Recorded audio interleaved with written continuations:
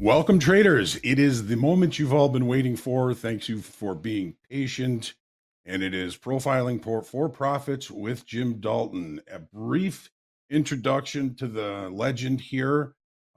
Jim Dalton has been trading for over my years, and he's the author of three great trading books: Mind Over Markets, Markets and Profile, and his most recent one, Markets and Momentum. I have read the book. It is excellent. But Jim, a member of the Chicago Board of Trade, as well as the Chicago Board of Options Exchange. He was the executive vice president of the CBOE during the heyday, and he has been in the markets for quite a long time. He is a legend in the markets. He is the master of market generated information, the professor of profile. Ladies and gentlemen, Mr. Jim Dalton. Jim, how are you today?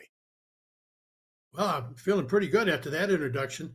Ah, there you go. Anyhow, I've known John for a long time. John, thank you very much. I want to start off today with a couple of comments. My favorite author is Josh Waitzkin's. His book is The Art of Trading. Josh was national, international champion in two disciplines. One, chess, second, martial arts. His dad made one of the movies after him, Searching for Bobby Fischer. It is an absolutely wonderful book, and he is real legitimate. It's not an easy read, but you don't become the top in the world in two disciplines without really understanding how to learn. Josh recently interviewed an individual who's got a title of being the best lion tracker in the world. The quote from the lion tracker was, "I don't know where I'm going, but I know how to get there." I think that's probably one of the most applicable quotes to trading that I've ever heard. The markets are random. The markets are random. And when markets are random, you don't know where you're going, but you do have to know how to get there. Now, what I'm going to say now is probably going to upset an awful lot of traders. There are so many traders that are technically oriented, and I am not technically oriented. Price is nothing more than an advertising mechanism. I believe to be successful, you need to be able to read the markets as they are unfolding. That doesn't mean that I'm oblivious to the 50-day moving average, the 100-day moving average, etc. But my reliance is on the market and the information that the market is giving me right now. I do a short piece each weekend called The Week Ahead. And last week I was scanning some of the comments that the readers made. And I see some of the comments and I said, I would be very surprised if that person's profitable. One comment was, basically I'm clearly wrong. The market's going higher. The next comment was, he's wrong because we're in the right shoulder. I mean, markets don't work that way. Yes, it's okay to see things like that and view the market, but you have to have mental flexibility to go with the changes that occur in the market, and particularly in a random market environment. Now, in order to help this come to life, I want to replay yesterday morning. We'll replay yesterday morning, and then we'll take a fast look at the charts. Then we'll go to questions. Jen, can we replay yesterday, please? Yes. Um, we've got it queued to a minute before the open. And what Okay. speed did you want to start off at? We'll start at 5 times normal speed. Okay. The first thing, as we replay yesterday, I want you to pay attention to the previous day's high. And I want you to be able to make sure you understand what the market does when it reaches that previous day's high. Now, what I think has happened here to a lot of traders, the big sharp down on the day before, and then, a recovery. A lot of people, I believe, think, okay, we had a rejection. We had the rejection in the market. The market's going higher. I think what we had was a short covering rally. Now, a lot of people don't understand that a short covering rally, particularly if you're momentum oriented, the short covering rally may look fairly impressive to you. However, short covering can weaken a market. If short covering is not joined by new money buying, it will weaken the market. When the market is really short, you have to buy to cover those shorts eventually. If you buy to cover those shorts, you are actually weakening the market because you are taking some of that support away. Short covering misleads a tremendous number of traders. Now, the next thing that happens that you need to be aware of when you open like yesterday, when overnight inventory is long or short, doesn't make any difference, but there's about an 85% chance that you're going to get a counter auction to correct overnight inventory. One of the most misleading things that occurs is when you get a correction to overnight inventory and you misread that for new money buying. So as we came in yesterday, the market is attempting to rally in here. Now remember, as we go higher, pay attention as we get up there. Pay attention to the previous day's high. Jen, speed it up to about 10 times normal speed, please.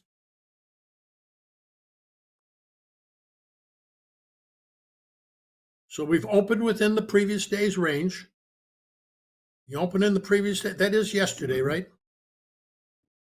Yes, Okay. the 26th. Yep. Okay. So go to 30 times till we get up to the high.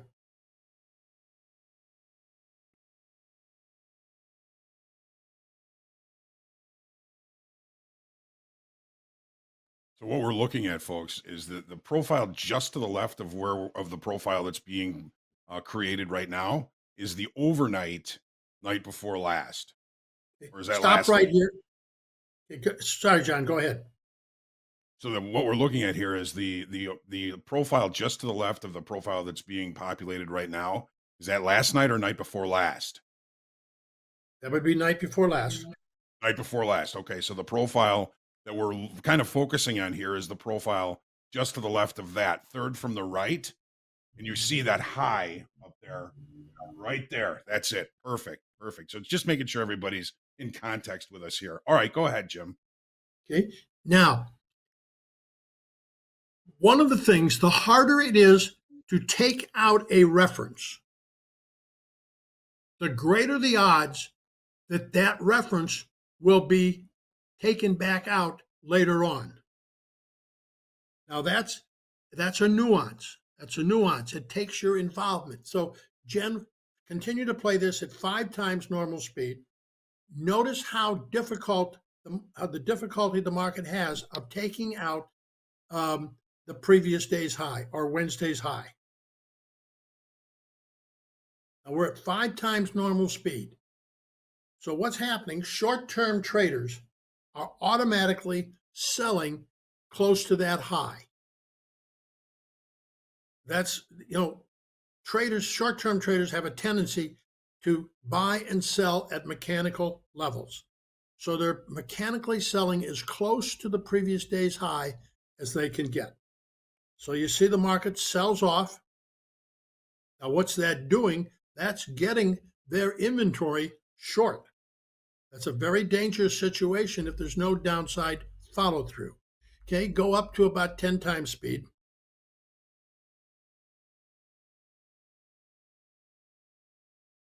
You see, remember, we're at 10 times normal speed. Stop for a second, okay? That's so now mechanical selling up there. It tagged the high and one more time or one tick below it, and short-term sellers immediately sold it once again. They have a tendency to sell at exacting levels. They love to sell highs. they love to sell, they love to buy lows. Hmm. That creates a tremendous liquidity inventory problem in the market. Okay, Jen, continue to play, please. Now, we have no excess on that high. The odds of that high being taken out right now is because there's no excess. Now we're in the second half hour. See how much trouble they're having taken that out. Remember, I said the harder it is to take it out, the greater the odds that we will come back through it. Look Interesting. at that. They're selling it right again. Mechanical selling right at that level. Uh-huh. That is a very dangerous sign. Those are what you're always trying to know. Who am I competing against? When you're getting that kind of selling, you're competing against very short-term traders. Those are the weakest of hands traders, and they are the ones that get inventory constantly too long or too short. Constantly selling this market is probably getting inventory very short in here. They see them once more time. They finally got it out. Kind of busted it out. Still selling, coming back in.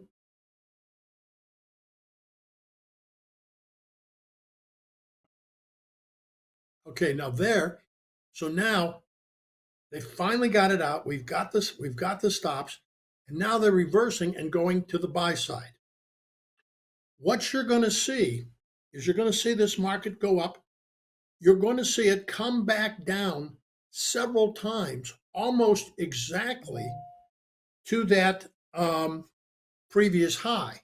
When it comes back down to the almost exact that previous high, and they buy it, that is another indication of weak hands traders. Now, this is difficult because they're not necessarily wrong, at least for that moment in time. Sure.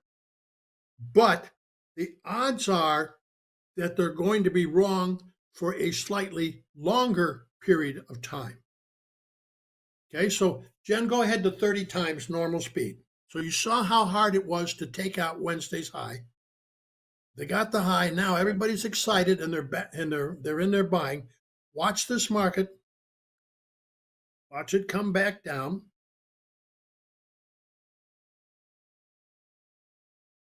Okay, back to short-term traders. One more time, they buy it exactly or within a couple ticks of that low. Hmm.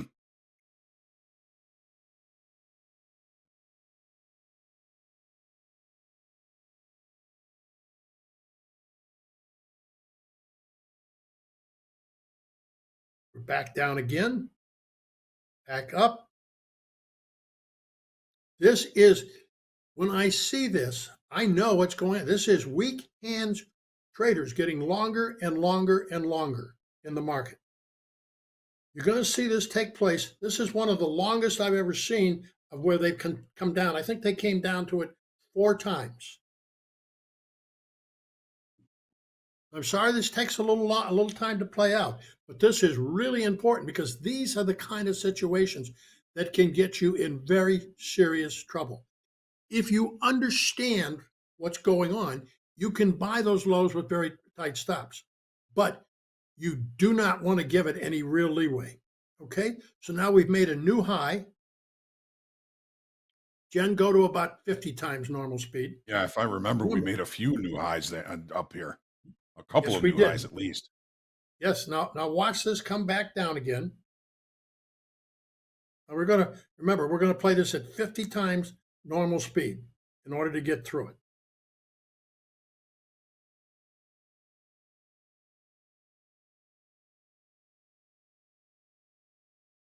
Now you see it come back down again. Watch what they do.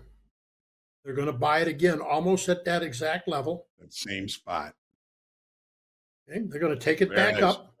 To the tick. Take it back up very quickly. Now, what is going on here? Short-term inventory is getting excessively long. Okay? Stop here for a second, Jen. Now, you just saw it go back down again. Now, what misleads short-term traders so much is this goes on for a couple of hours. It does. And it puts you to sleep it puts you to sleep and you say, well, the market's going higher. Now, what it's doing, it's not necessarily going to break, but the situation is if there's any little hiccup in the market, the odds are that it will come back through there with a vengeance. So all And that it did. inventory that they've been buying up there is getting in weaker and weaker and weaker hands. These are the hands that panic. So if the market comes back down through that, they have to sell that inventory. As they sell that inventory, that gets the momentum to the downside, and then traders jump on that momentum.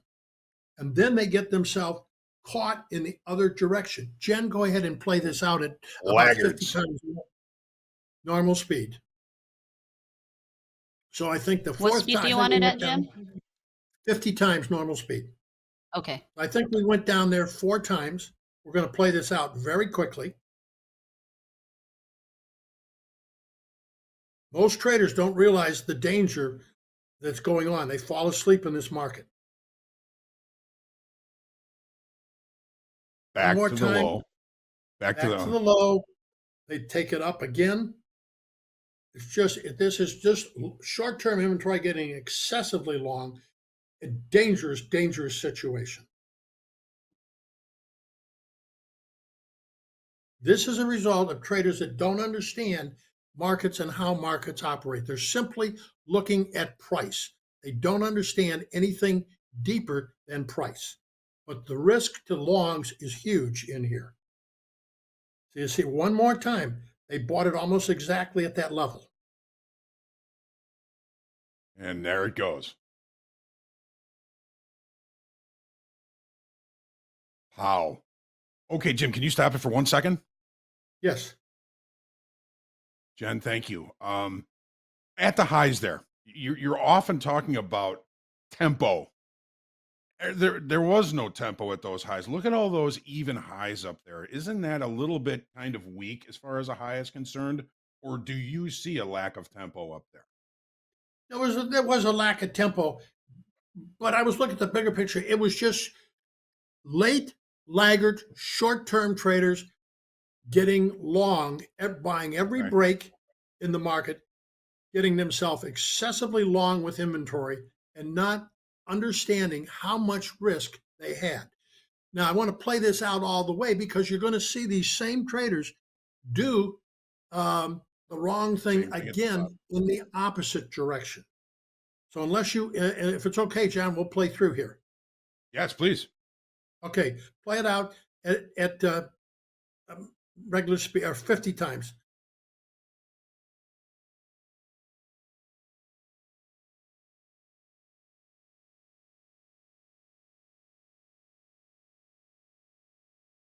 There it goes.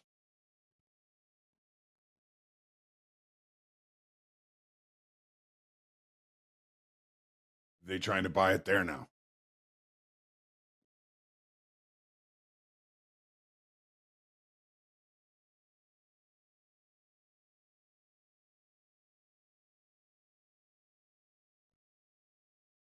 Okay, now as this is playing out, Uh-huh. what is going on? These traders they're emotionally, the emotions are high, the liquidation was high, the emotions are high, everybody's jumping on that.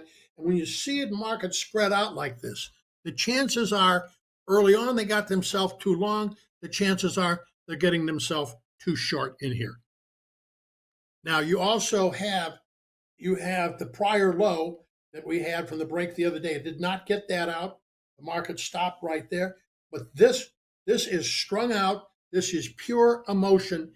This is where traders do themselves in.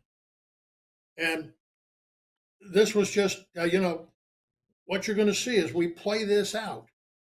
What I wanted you to feel, Almost I wanted you to feel the laggard emotion shorts. on the high and Uh-huh. understand how traders got themselves in trouble. And it takes a lot of patience because it's set up there for a couple of hours. So keeping your hands off of it is very, very difficult. Uh-huh. It takes a Almost. tremendous amount of patience. When this market breaks, now they get the inventory exception. They go from exceptionally long to exceptionally short. When it's strung out like this, that is usually an indication of extreme emotional selling. And if you think about when you make emotional decisions, are they usually your best decisions? No. Okay, I wanted to show this because it is just so important because these are the days that make or break you in the market. Okay, we can stop here, Jen. I wanted Thank you, people Jim. to see this, and I want you, as you remember the day they took this. They took most of this back before the Yeah, they day did. was over because they got it too short. They got it too short, and then they squeezed them all day long. Yes, Okay, they did. Wonderful. Thank you, Jim. Thank you for that. take any questions you might have. Okay. Um, so Jim, I read the book. Wonderful book. Robert is quite an author. You are quite an author. And there was one question that I know a lot of people are going to ask when they read the book, as soon as they read the book, and it was something we talk about quite a bit here. Is well, first, what is the biggest difference that you see between your third book and the first two? Experience. If you notice, the first book had an awful lot to do with the fundamentals of the profile, forming the profile itself. Hmm. We talked about how do you learn, and which is really important and still relevant today. The first book opened with the point of view of how do you become a concert pianist, and you go through 5 steps. You go through a beginner stage. The piano has black keys and white keys. You Right. then, you then get to competent, which is the third stage, meaning you can play Beethoven exactly as it's written. As you get to the final stage, expert, you and the piano are one. But it's important to understand that learning process. So many times, short-term traders, and I know from all the work I've done over the years, that the success ratio is extremely low. Most Hmm. traders don't have the patience. They don't have the patience to gain the skills that they need to be a competitive, successful trader. And but if you understand the first book, it goes through those learning steps. But what the first book lacked was a deeper understanding of the emotional issues we deal with as traders. And this book is loaded with the many years of emotional factors that I had to deal with. And as you remember, I talk about, um, I went through a period of over 20 years where I was not profitable. I made every Hmm. mistake possible. I Hmm. I went to every indicator possible. I knew all this stuff, and that really was not meaningful to me. What was when it finally dawned on me that you have to be involved in the flow of the market and forget about the traditional technical indicators that people work with. Remember, and this is key, this is what separates me from almost all other traders. Price is nothing more than an advertising mechanism. But yet so many people are hung on momentum. They make price everything, and Uh, that is a tremendous trap in the market. What I was trying to show you by replaying the early video was the importance of context. Remember, we started off in how hard it was to take out the early morning high or the high from the previous sure. day.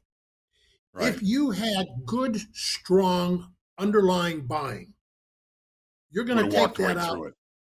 right through it. And you didn't. So that was an early morning clue to me that when I played a lot of, I started off with handball and then I played a lot of racquetball over the years. But one of the things you always wanted to know, who are you competing against? Is it a left-hander? Is it a right-hander?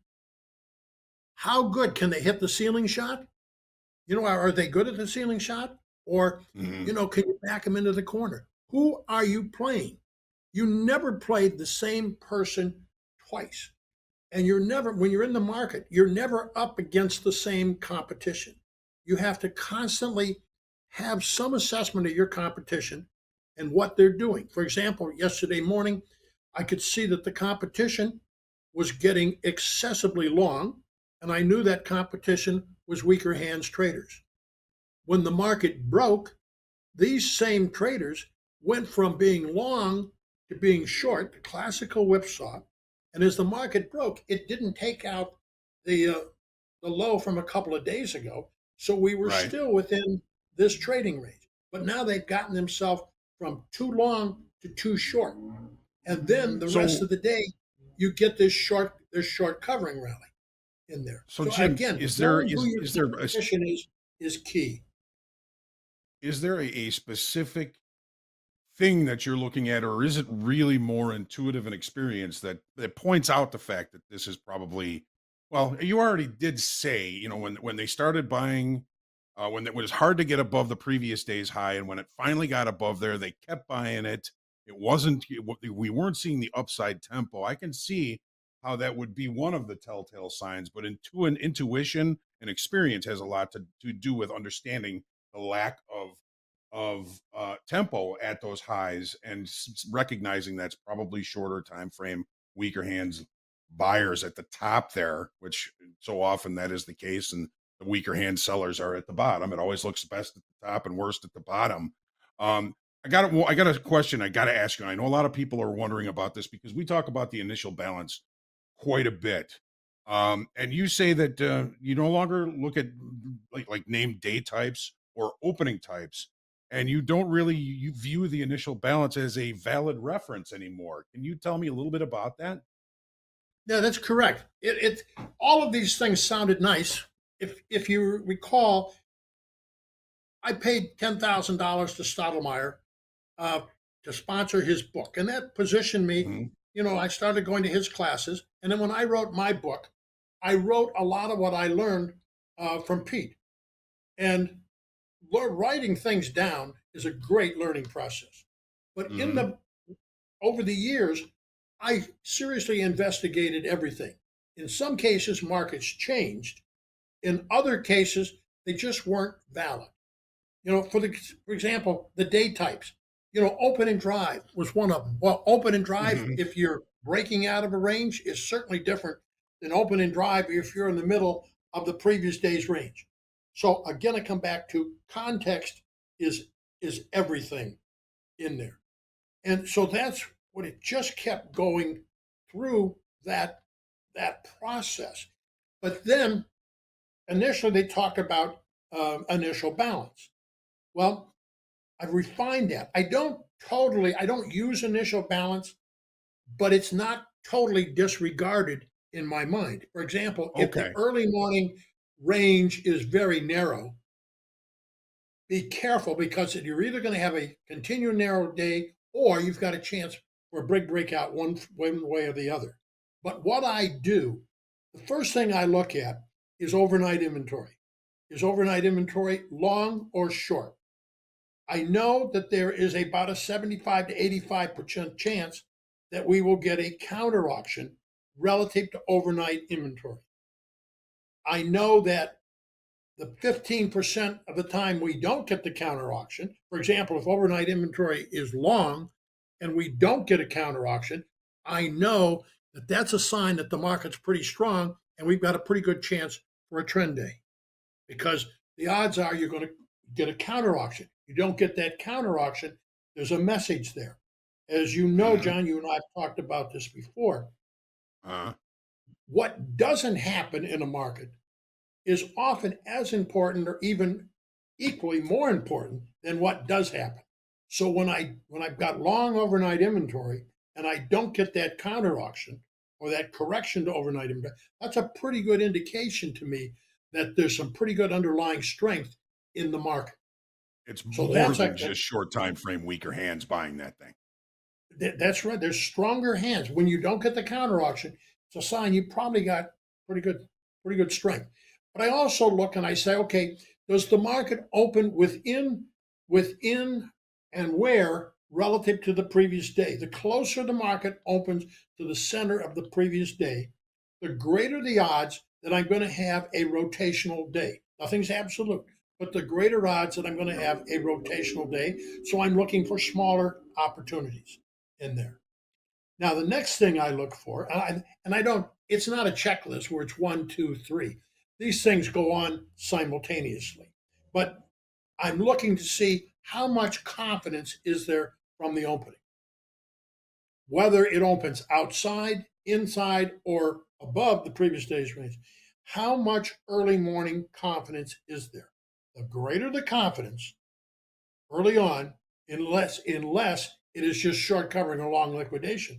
And you have to understand what was the inventory probably going in. Um, but I look at confidence. How much confidence is there? And it's those three things that have replaced focus on initial balance. Okay. Awesome. Thank you for the answer, Jim. Shall we I do know a a lot of commercial? people were wondering about that. Yeah. Shall we do a commercial? Sure. Jen, you wanna do a commercial?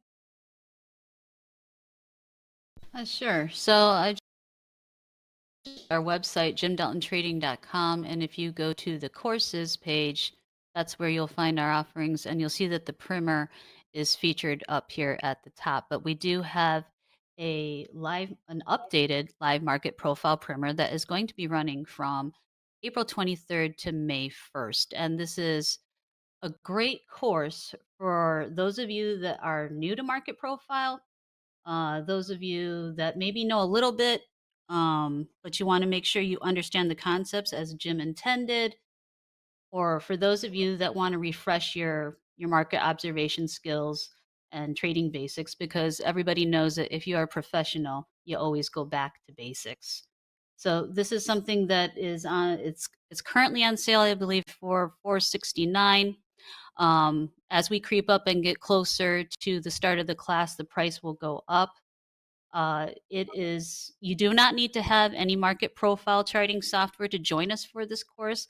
All of the webinars, live webinars, are recorded in case you're not able to attend, or maybe you live in a time zone for which you can't attend all of the courses live. Completely understandable. Participants of this primer will have access to materials and the recordings for 3 months after the course finishes so that you have time to review. You can go and download the schedule that you see here from the details on the primer page there. So if you have any questions, by all means, you can always contact us. The number at the bottom of our screen, I'd be happy to speak with you, or you can shoot us an email at jimdaltontrading.com. For those of you that maybe you're not interested in the primer, you can join. By the way, the primer is a live course that we only do a couple of times a year. So if you've been on the fence with it, uh, now would be a great time to sign up for that. We also have our Foundation and Application of the Market Profile e-course, and this is an online at your own pace e-course. And it covers more than what we can cover in the primer. So the primer is an 8-day live course. The first 4 days, we take the linear teaching material from the Foundation e-course, and that's what makes up the first 4 days of the primer. And then the latter 4 days of the primer is live markets, Jim narrating the live markets and pointing out those concepts. And it's also great because for those of you who have already done the Foundation e-course or maybe just recently got it, you guys kind of have a head start with getting clarification questions because you can go through the material, the Foundation e-course, and then ask your clarification questions in the primer. So we've had some people who are excited to do that. So I just wanted to let people know that that's something that you can do too. But if you're not able to join us live or you're not interested in a live course, you can always start off with the Foundation e-course. And also by doing the Foundation e-course, which is usually a prerequisite to join us for other more advanced classes that we do. But for the primer, you do not need to have, there's no prerequisite requirements, and you don't have to have market profile charting software. Jen, thank Just you. one correction. Yep, one correction that I just wanted to make. You can find this page about Jim's book if you want to order it. It's available on Amazon right now. It's actually on sale. You can go resources books. And the book that Jim was discussing when we started this session was The Art of Learning by Josh Waitzkin. I think, Jim, he had mentioned The Art of Trading. It's The Art of Learning by Josh Waitzkin. So you can find the link to his book here as well. Thank you. Jen, Thanks, thank you Jen. very much. John, before you go to the next question, let me just make clear that we get the question all the time. If I take the primer, will I be able to be a successful trader? The answer is probably not. My goal, if you are struggling with trading and it's difficult for you, the realistic goal, if you start with the primer, would be to break even within 2 years. And a lot of people say, "Oh, I don't have that kind of time." Well, ask yourself what's happened in the meantime, because I know what the success ratio is for most traders. I equate it a lot of times to people that sit up in the stands of the baseball game. They know all the statistics, but they can't hit the ball. It takes thousands of times at bat. Anyhow, I don't want to scare anybody off, but I want to make sure we're not in the business of misleading people about what it takes to become a successful trader. It is hard work and it's dedication. If you're willing to do that, I'm willing to share my many, many years of experience. And as I tell people, there's probably nothing that I have learned the easy way. John, questions? All right.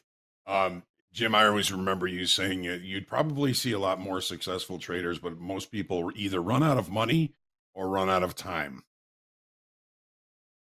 All Yes. right.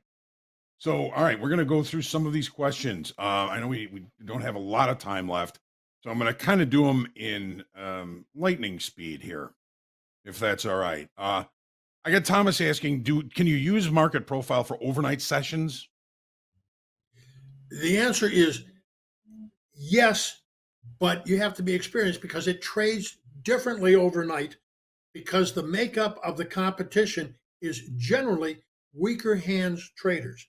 The references will be more exacting overnight, and there's more of a tendency to follow the leader. And as I say, about 85% of the time, we get a counter auction or correction to overnight inventory. That, and you need to understand what's important is to understand how overnight inventory relates to the day time frame, because you come in the morning and overnight inventory is up 20 handles, and all of a sudden it's hard not to have a bias to the upside, and all of a sudden Mhm. you may get a sharp correction to that overnight inventory. Look what happened today. Okay. Mhm. Yep. Thank you, Jim. Do you look at an opening range or anything to that in that way? I know you look at the opening price or the opening tick. Do you still look at maybe a 1 minute opening range or a 3 minute opening range, anything like that? Absolutely, positively not. It's absolutely the last thing I would do. As I said Really? earlier, I look to see, am I opening within or outside of the previous day's range, and how Sure. far within or outside. The closer I am to the center of the range, the greater the odds I'm going to get rotation. Bigger trades are going to be near the extremes of the previous day's range, or they're going to gap in or out. Got it. Thank you. All right. A lot of folks are kind of wondering how you can sense when there's bigger institutions entering the market. And I think that one of the things that you've already said today was when you're coming up to a reference, a known reference in the day time frame or even longer time frame, if the market walks right through it, it's probably bigger hands traders. If there's exact trading going on at that level, it's probably weaker hands traders. Would you say that's correct? Yes and no. If you look, one of the things I do, I always start with a monthly bar chart. As soon as each day is over, I go to the monthly bar chart. If you go to the monthly bar chart now, you will see for many, many weeks, the market's gone nowhere. There is Nowhere. no indication whatsoever that Mhm. there's any longer time frame participation in the market. You know, all kind of people that think they're going to look at, you know, bids and offers and footprints and stuff like that to determine if there's, bigger players in the market. That's a fallacy. The bigger players do go out of their way to make sure you don't know what they're doing. If it was easy to read what they were doing, the other professionals would front run them. Would know. So Right. there's a lot of things that mislead traders that they think they're doing right, they think it feels right, but it's absolutely wrong. Thanks, Jim. Syed has a question. Do you still consider like the value area special situation play or any of the special situation plays to be valid? But what I do, the value area, remember the value area represents 70% of the day's market activity. Mhm. The value area helps center what's going on. Am I getting unchanged value, higher value, lower value, overlapping to higher, overlapping to lower? I will find, for example, if I trade with the direction of the developing value, for example, is Mhm. if developing value is overlapping to higher, I generally want my trades to be with that. That doesn't mean that I'm not going to, have a counter auction from time to time, but it's really if the value is overlapping to higher, it's rare that you're going to get a big reversal to the opposite side. You may get noise or news that takes it down there for a couple of minutes or so, but it'll come back. Uh, Is that perfect? No, but it will help center you. And so many people don't get centered. They're whipped around by price rather than understand what the trend is or understand if we're in balance, understand where value is developing for today. That will help you tremendously. Thanks, Jim. Um, how there's a couple of questions here about the breadth of the market, and if market breadth is bullish but it's rotating, is there a key market profile signal that might help confirm whether it's balanced or preparing for a breakout? My thought on this is maybe a migrating point of control throughout the day could be something that could point that out. What are your Yeah, thoughts? I think that's more wishful thinking than anything else. Um, Mm, Everybody's looking for that. Everybody wants the magic, um, and it's not. It's seldom there. I mean, if you have, for example, right now I think we have a 4-day trading range going into PCE tomorrow morning. Now, I haven't looked at the market recently, but since we started this, but the market was testing. You've got a gap down there, and the market's testing that gap down there. If you look on it the just daily, you closed have it. your daily bar chart. It just closed it. Okay, okay. That's what I was going to show that earlier, but that's what I've been looking at. That what happens. I use a term called the semi-permeable membrane. So you've got that gap down there. What happens the first time down, the market goes down and it bounces. If you think Uh, about, say you had a balloon and you touch that with a pencil and it bounces. Well, that little spot on the balloon probably weakened a little bit. Now it comes down a second day and it weakens. Comes down a third day, or like today, and it finally takes it out. I call and it the it bounced. semi-permeable membrane. Each time it hits it, it gets it weaker. Now, what happens? Short-term traders, the first time you go down there, anybody can see the gap on a bar chart. Oh boy, this is the place. This is support, and they buy it. Right, right. And then you get a bounce. They buy it again, and it get less and less each time until you break through. It's osmosis, the semi-permeable membrane. I like it. I like it a lot. All right. Hey, question. Brit prop trader. Do you prefer market profile or volume profile, or is it a combination of the two? I use market profile. And the reason, and I understand, I don't go to war over this. I know the majority of people argue about volume profile. Volume profile shows the volume and it makes everybody feel good. But what volume profile doesn't do, it doesn't record time the way I do. By using the traditional TPOs, it gives me a better idea of how much time the market is spending in one place. And I believe that, price advertises opportunity, time regulates all opportunities. So time is an extremely important component to me. And that's why I use the traditional profile that uses TPOs. Do you feel as though that there's more kind of nuances and references in the market profile, the TPO profile, more than the volume profile? I don't know. You know, that when you start looking at questions like that, you can spend a lot of time and get yourself off in a dead end corner. Down in a Look rat at hole. Or, the bigger picture of what's going on in the market. Start in the morning, get in the flow of the market. You know, do we have confidence? We have high confidence, low confidence. Are we getting higher value, lower value? Are we in balance or out of balance? Those are the bigger pictures. And so many times people get so focused on one tiny little reference that they lose their perspective and they lose the power. We've got so much intuitive power.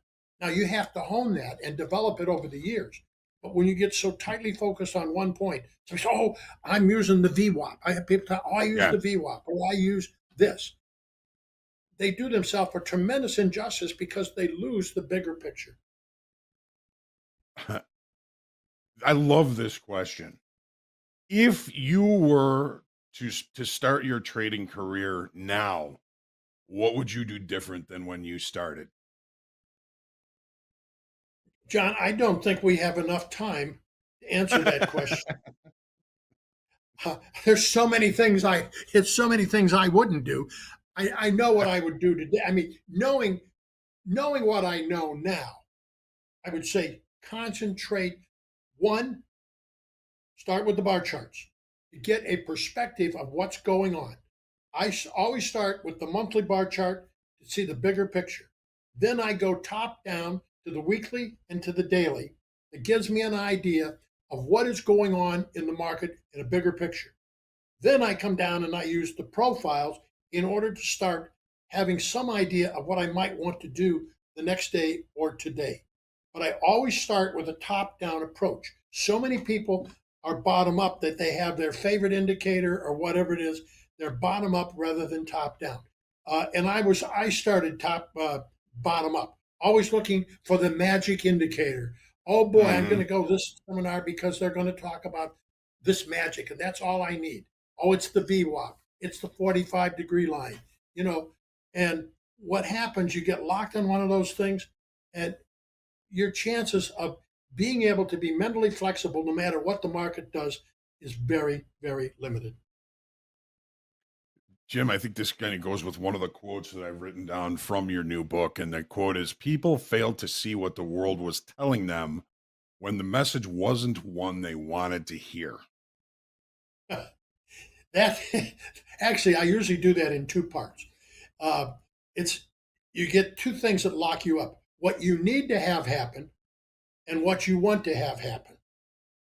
And those are probably two of the things that will get you in more trouble. You know, you got a loss. Oh boy, another couple ticks and I'll break even. We take so much damn risk to break even that we lose all the other information. So it's that really question of keep a larger perspective in the market. And it's what is the market doing, not what you want it to do or what you need it to do. How many times what you needed to do, your ego gets in place and boy, do anything to break even. Oh boy, Yeah. just give me that another tick. All right. So one more question. And this one I think is this I think we'll probably touch on everybody. Now, one of the things about your new book, Markets and Markets and Momentum, you do spend a lot more time talking about the self knowledge, and you talk a lot about the importance of journaling and the importance of journaling and recording emotions and changes in those emotions while you're taking trades, while you're in trades. How does this help create a process for I think what we're trying to do here is kind of absorb the information, become a little bit more intuitive after every trade, and then to just let go of the past and look for the next trade with a clear mind, centered and ready for the next opportunity. Um, you've always said, like, what is it? Market knowledge and self knowledge plus strategy equals Your successful your trading. your result. Yes. Yes. But it's the real question is know yourself, know your strengths, know your weaknesses, know yourself. When I was in high school, I boxed for a short period of time, and one of the individuals I boxed against was an individual by the name of Timmy Brazier. Unfortunately, Timmy got killed in a car accident before we found out how really good he was. Mm. I took some pretty good beatings from Timmy, but what you learn very quickly, you learn what the other person's capable of, you learn what you're capable of, and you learn what you're not capable of. And if you don't learn what you're not capable of, you're going to be on your back or your fanny pretty quick. Yes, I tried boxing once too until I got punched in the nose, and then I decided it wasn't for me. So kudos to you for sticking in there with Timmy. And again, we're sorry about his loss, Hey, but I always had protection when I sparred with Timmy. I had protection. well, Jim, Jen, Robert, thank you very much for joining us today. We really just kind of touched on on a lot of the questions, and I think we did a pretty good job of it. We really appreciate you spending time with us today, Jim, Jen, and make sure you tell Robert. I think this book is very well written. It's in small bites. It's easily digestible. I've only read this one once so far, but the other ones, I think I've read this one 3 or 4 times. And Mind Over Markets, I keep on my desk as reference for some of the things that we're looking at in these markets. And we really appreciate you, Jim, and your time, and Jen, your time. Will you come back and join us again, and we'll try and get some more of these questions taken care of? John, I'd Sound love good? to, but I want to say one thing. I've gone back 3 or 4 times and read my own first book. I mean, I it's bet. amazing. You forget stuff. You Yeah. forget stuff. But anyhow, thank you. And yes, I'd love to be back. And John, Yeah. you and I have known each other for Wonderful. years, and I thank you very much. Well, we appreciate it. I appreciate that, Jim. And for people that are going through the Mind Over the Markets book, a lot of folks feel like it's a hard to read book, but you got to remember, it's not a novel.